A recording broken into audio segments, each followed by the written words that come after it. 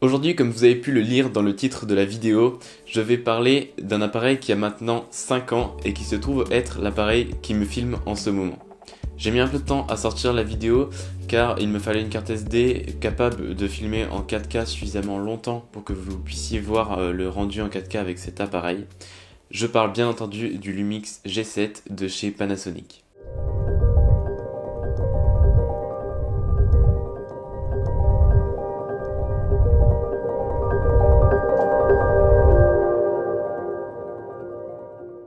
Son argument principal est sans aucun doute son prix.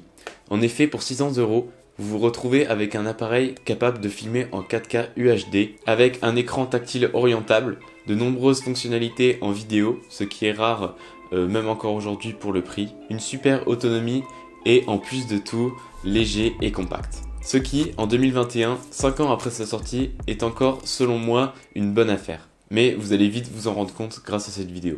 Tout d'abord, malgré le fait qu'il soit sorti il y a 5 ans, cet appareil permet de filmer en ce qu'appellent les constructeurs 4K, qui est en fait une définition un peu moindre, qui est l'UHD ou ultra haute définition et non 4K.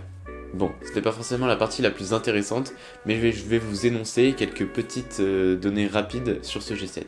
Il embarque un capteur CMOS 4 tiers de pouce de 16 mégapixels, une connectique HDMI, une prise micro, des boutons assignables, du Wi-Fi intégré pour le commander à distance comme je le fais maintenant avec mon téléphone, un viseur électronique car il s'agit d'un appareil hybride et non d'un réflexe, et un ISO natif de 200 qui peut aller jusqu'à 6400 en vidéo. Je ne parlerai bien entendu pas des caractéristiques en photo, car c'est pas le sujet de la vidéo et je ne pense pas que ce soit un bon achat pour la photographie. Les débits sont également son point fort, car il permet de filmer en UHD à 100 mégabits seconde jusqu'à 30 images par seconde et en Full HD jusqu'à 60 images par seconde. Ce Lumix G7 nous réserve encore des surprises car il permet un bon nombre de réglages accessibles plutôt sur des caméras professionnelles comme le zebra pattern, le focus picking, l'histogramme ou encore la possibilité de tourner dans un format flat, bon pas encore en log mais dans un format où les contrastes sont réduits pour permettre de mettre un premier pas dans la colorimétrie. D'ailleurs, voyez par vous-même. Ici vous avez l'image flat sans correction et ici vous avez l'image avec la colorimétrie apportée en post-production. Et on a également des courbes de gestion de la lumière qui sont personnalisables. Que peut-on penser de ce G7 ? Vous avez sûrement entendu parler du GH4. Eh bien, selon moi, le G7 c'est un petit peu son petit frère et je vais vous le prouver. En effet, le G7 comporte de nombreuses fonctionnalités identiques au GH4. Par exemple, son viseur, son écran, son capteur, son autofocus sont identiques au GH4.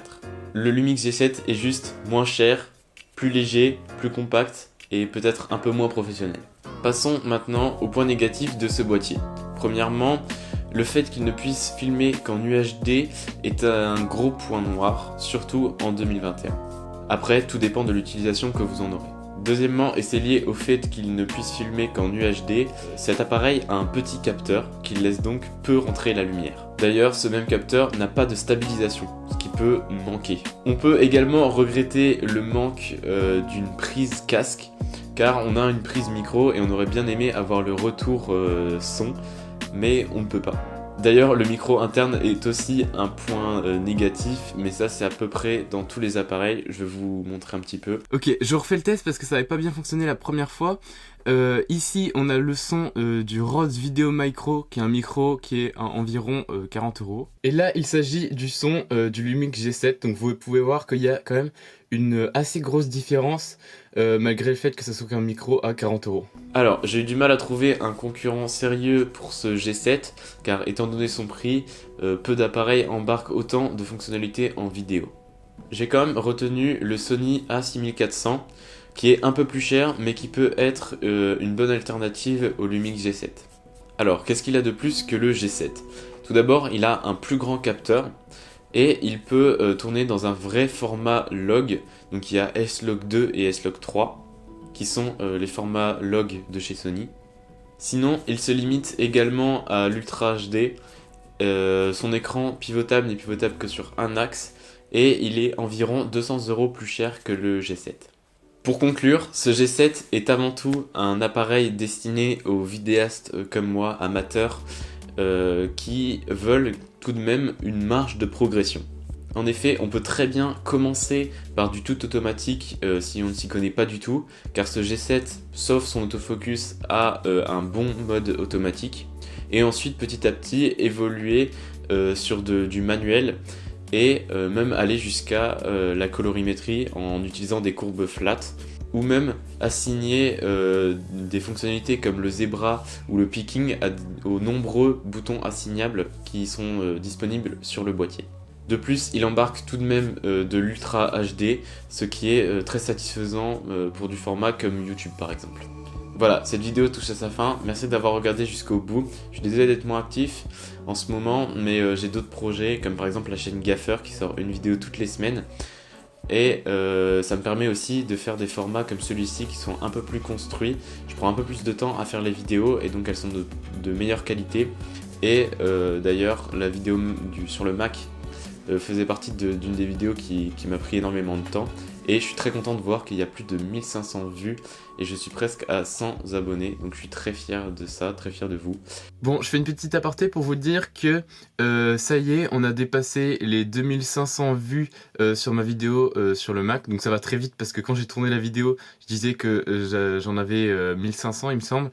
Et là, 2500. Et je suis aussi très content de voir que sur Insta, j'ai mis un reel qui a fait plus de 15 000 vues, ce qui est énorme. Donc je suis hyper content et je vous le mets en description si vous voulez aller le voir. Bon, donc voilà, je vous dis pas à la semaine prochaine, mais je vous dis à la prochaine.